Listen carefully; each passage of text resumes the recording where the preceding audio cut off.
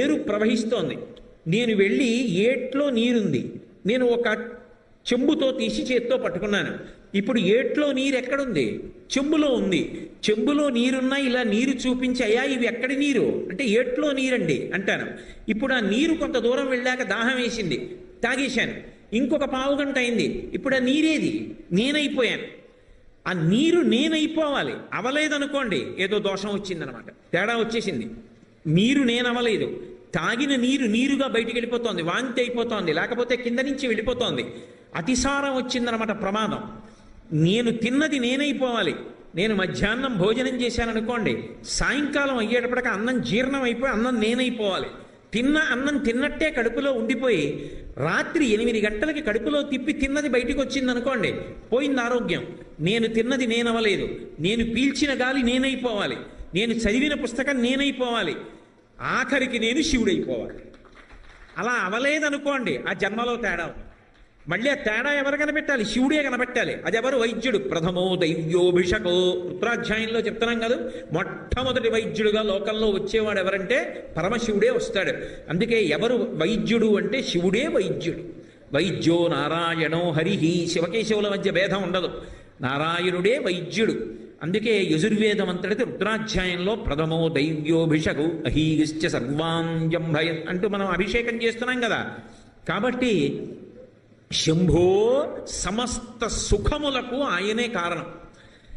అన్ని సుఖాలు అనుభవించి అనుభవించి అనుభవించి అన్ని సుఖాలు అన్న మాటకు అర్థం ఏమిటో తెలుసా నేను చెప్తున్నది? వేదం అంగీకరించినటువంటి సుఖాలు అని. అంతేగాని కనబడ్డ సుఖాలన్నీ అనుభవించమని కాదు నా ఉద్దేశ్యం. వేదము ఏది అనుభవించవచ్చని చెప్పిందో ఆ సుఖములన్నీ అనుభవించాక ఇంకొక సుఖం రావాలి ఆఖరణ. అది రాకపోతే ప్రమాదం. ఏమిటా సుఖం? వైరాగ్య సుఖం రావాలి. అవన్నీ సుఖాలండి, ఎన్ని మాటలు ఇవన్నీ అనుభవించాను. ఏమండి, అయ్యో చక్కెర పొంగలి మనవలు తినేశారండి, మీకు లేదు అందనుకోండి భార్య వచ్చి, ఎన్ని మాటలు తిన్నాను చక్కెర పొంగలి, ఎన్ని వేల మాటలు తిన్నాను, పిల్లలు తిన్నారుగా, నాకు సంతోషం. ఇప్పుడు ఇది లేదన్న భావన లేదు, తాను అనుభవించి అనుభవించి అనుభవించి ఆ సుఖములొక సుఖములా అని నిర్లిప్త భావనలో ఉంటాడు. ఆ నిర్లిప్త భావనలో ఉండగా కష్టం రానివ్వండి, శివానుగ్రహం. సుఖం రానివ్వండి, శివానుగ్రహం. ఎలా ఉండనివ్వండి, తాను పొంగడు, తాను కుంగడు. అలా ఉండగలిగితే వైరాగ్యం పొందాడు అని గుర్తు. గాలి చూడండి అలా వెళ్ళిపోతూ ఉంటుంది. ఇప్పుడు నా మెడలో ఈ మల్లెలమాల జాజులమాల వేశారు. ఆ గాలి ఇలా వచ్చినప్పుడు దీనికి తగిలి నా నాసాపుటముల దగ్గరికి వస్తే నాకు మంచి సువాసన వస్తోంది, నాకు అప్పుడు సంతోషంగా ఉంటుంది. ఇదే గాలి అలా బయటికి వెళ్ళిన తర్వాత ఎక్కడో కుక్క కళేబరం మీదకి వెళ్ళింది అనుకోండి, బా దుర్గంధం అని ముక్కు మూసుకుంటాం. గాలి కుక్క కళేబరం నుంచి వెడుతున్నానని బెంగపెట్టుకోదు, మల్లెపూల పందిరి మించి ఎడుతున్నానని పొంగిపోదు. రెండిటి మించి సమానంగా వెళ్ళిపోతుంది. ముక్కు మూసుకుని దుర్గంధం అన్నప్పుడు బాధపడదు, మల్లెపూల గాలిని బాగా పీల్చినప్పుడు సంతోషం పడదు. ఏది వచ్చినా ఏది పోయినా తాను పొంగకుండా కుంగకుండా ఒకేలా ఉండగలిగినటువంటి లక్షణము సుఖములలోకెల్లా గొప్పదైన వైరాగ్య సుఖము. ఆ సుఖమును ఎవరిస్తారంటే శంభు, ఆయనే ఇవ్వాలి. మల్లికార్జును చిట్ట చివరికి ఆ వైరాగ్య సుఖము వలన మోక్ష సుఖము కలగాలి. ఆ మోక్షం ఎవరిస్తాడు? పశువు యొక్క పాశములు కోసేసి పశువుని పశుపతిలో కలిపేసుకుంటాడు. అది ఇచ్చి మోక్షం ఇవ్వగలిగిన వాడెవరు? విడుదల. ఆ మోక్ష సుఖమని ఇవ్వగలిగిన వాడు కూడా ఆయనే. అంటే లోకంలో ఇక్కడ నాకు లడ్డూ తినాలని ఒక కోరిక ఉందనుకోండి, అయ్యో కోటేశ్వరరావు మీకు లడ్డూ తినాలనుందా, రేపు ఉదయం 9 అయ్యేటప్పటికీ మీకు నేను లడ్డూ తెచ్చి పెడతా, సరేనా? ఎలాగైనా సరే ఇవాళ రాత్రి మా ఇంట్లో 11 అయినా సరే కూర్చుని బూందీ చేసి రేపు పొద్దున్న పాకం బట్టి వేడిగా లడ్లు చేసి పళ్ళెల్లో పెట్టి మీ ఇంటికి పట్టుకొస్తాను. నిజంగా నేనేదో లడ్లు తెస్తున్నా అడిగానని అనుకునేరు, ఉదాహరణకి చెప్తున్నాను. పట్టుకుని వచ్చారు. ఇప్పుడు మీరు తెస్తానన్నారని రాత్రి నాకు తెలివచ్చినప్పుడల్లా రేపు ఉదయం 9 గంటలకు లడ్డూలు తెస్తారనుకున్నాను. తృప్తి వచ్చిందా? రాదు. మీరు 8:30 నుంచి ఇంకా లడ్డూలు తెస్తారని నేను వీధిలో నించున్నాను. 10 నిమిషాలు తక్కువ 9కి మీరు పళ్ళెం పట్టుకుని దాని మీద బట్ట వేసి నడిచొస్తూ కనపడ్డారు. అమ్మయ్య తెచ్చేస్తున్నారని సంతోషపడిపోయాను. మీరు తెచ్చి అక్కడ పెట్టి తినండి అన్నారు. నాకు సంతోషం అయిపోతుందా? అవలేను.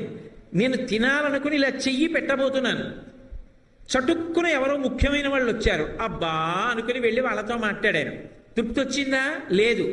దాన్ని తీసి చేత్తో పట్టుకున్నాను, తృప్తి లేదు. వాసన చూశాను, తృప్తి లేదు.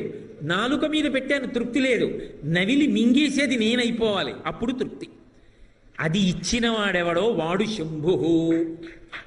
ఆ సుఖమన్న భావన కల్పించినవాడు అంటే నీకు ఏది ఇచ్చినా వాడే ఇవ్వాలి, అది దానర్థం. కాబట్టి మోక్ష సుఖము నుండి సాధారణమైనటువంటి సుఖము వరకు నిద్రాకాలిక సుఖము, రాత్రి నిద్ర పట్టిందన్నా శివానుగ్రహమే. కాబట్టి సమస్త భూతములకు నిద్రాకాలిక సుఖమిచ్చి ఇంద్రియముల యొక్క బడలిక తీరుస్తాడు రాత్రివేళ. అటువంటి శంకరుడున్నాడే, ఆయన కాకపోతే శంభు అన్న నామంతో అన్వయం ఎవరికి అవుతుంది? అందుకని నీలకంధర శంభు. ఇప్పుడు ఈ రెండు నామాలు ఎవరికి అన్వయం? పరమశివుడికి అన్వయం. ఇందాక ఎవరికి అన్వయం? మేఘానికి అన్వయం. ఇప్పుడు ఎవరికి అన్వయం? ఆయనకు అన్వయం. కాబట్టి కారుణ్యాం మృతవర్షిణం. ఆయన ఏం చేస్తాడు? మేఘం ఎలా అయితే పరమదయతో సముద్రంలో తాను తాగినటువంటి ఉప్పు నీటిని చల్లటి నీటిగా మార్చి నిరాధారమైనటువంటి ఆకాశ మండలంలో ప్రయాణం చేసి వచ్చి అడిగాడా అడగలేదా అని చూడకుండా, కృతజ్ఞత చెప్పాడా చెప్పలేదా అని పట్టించుకోకుండా, రాత్రివేళ తల దగ్గర ఉన్నటువంటి తీయటి నీళ్లనన్నిటినీ కూడా వర్షించేసి ఒక్క చుక్క మిగల్చుకోకుండా తెల్లటి మబ్బు దూది పింజలా ఆకాశంలో తిరిగి వేగంగా వెళ్ళిపోతుందో, అలా పరమ దయతో తనని ఎవడు ఏది కోరుకున్నాడో వాడు కోరవలసిన అవసరం లేకుండా ఇచ్చేస్తాడు. అది మామూలుగా ఉండదు, అది శివతత్వం. శివుడిస్తే మామూలుగా ఉండదు.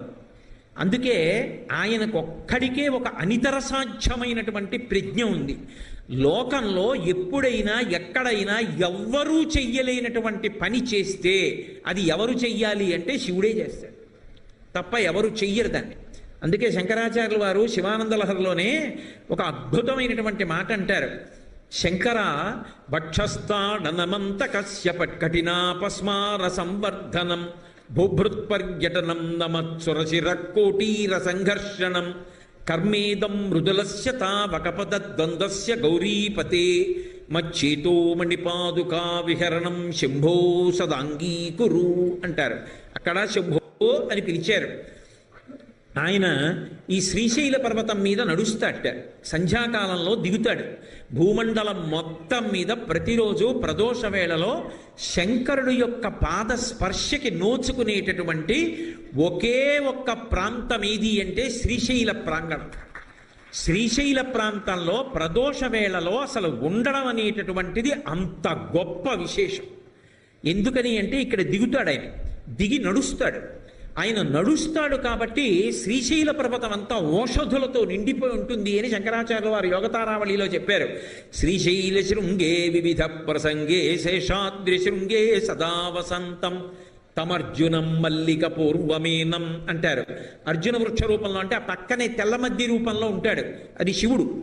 అలాగే మల్లికా తీగ చుట్టుకున్నటువంటి రూపంతో ఉంటాడు. అందుకే సంధ్యారంభ విజృంభితం శృతిశిరస్థానాంతరాధిష్ఠితం సప్రేమ భ్రమరాభిరామమ సకృత్సత్వాసనాశోభితం భోగీంద్రాభరణం సమస్త సుమన పూజ్యం గుణావిష్కృతం సేవే శ్రీగిరిమల్లికార్జున మహాలింగం శివాలింగితం అంటారు. ఆ మల్లెతీగ చేత చుట్టుకున్నటువంటి తెల్లమద్ది చెట్టు ఉందే, అది పార్వతీదేవి చేత ఆలింగనం చేసుకోబడినటువంటి పరమశివ స్వరూపం. ఆ భ్రమరాంబాదేవి మల్లెతీగగా చుట్టుకుంటున్నాయన్ని. శ్రీశైల క్షేత్రంలో ఆ అర్జున వృక్షాలని చాలా బాగా కాపాడుతున్నారు. కానీ దాని మొదట్లో మల్లె తీగ కూడా వేసి పెంచితే అసలు ఆ చెట్టుని మల్లెతీగ అల్లుకుని పువ్వులు పూస్తే వసంత ఋతువులో అసలు ఎక్కడికి వెళ్ళక్కర్లేదు. కొన్నాళ్ల పాటు శ్రీశైలంలో ఉండే ఆ చెట్టు మొదట్లో కూర్చుని ధ్యానం చేసుకోవచ్చు. పార్వతీ పరమేశ్వరుల పాదాల దగ్గర కూర్చున్నట్టే శంకర భగవత్పాదులంతటి వారు మల్లెతీగ అల్లుకున్న అర్జున వృక్షము అని వర్ణించారు. అటువైపు పెద్ద చెట్టు ఉంది, ఇటువైపు పెద్ద చెట్టు ఉంది. రెండిటిని చాలా బాగా కాపాడుతున్నారు, అది నిస్సందేహం. చాలా బాగా రక్షిస్తున్నారు. మల్లెతీగ కూడా అక్కడ పెడితే శంకరాచార్యుల వారు చేసినటువంటి దర్శనాన్ని మనం కూడా చేసే అవకాశం ఉంటుంది. కాబట్టి శంకరుడు మహానుభావుడు. ఆయన దయతో ఇవ్వలేనిదన్నది లేదు. ఆయన ఏమి ఇవ్వనివ్వండి లోకంలో ఊహ చెయ్యని రీతిలో ఉంటాయి. ఆయన ఒక్కడే అందరినీ చంపేటటువంటి వాణ్ణి ఎడమకాలి పాదంతో తన్ని చంపేశాడు.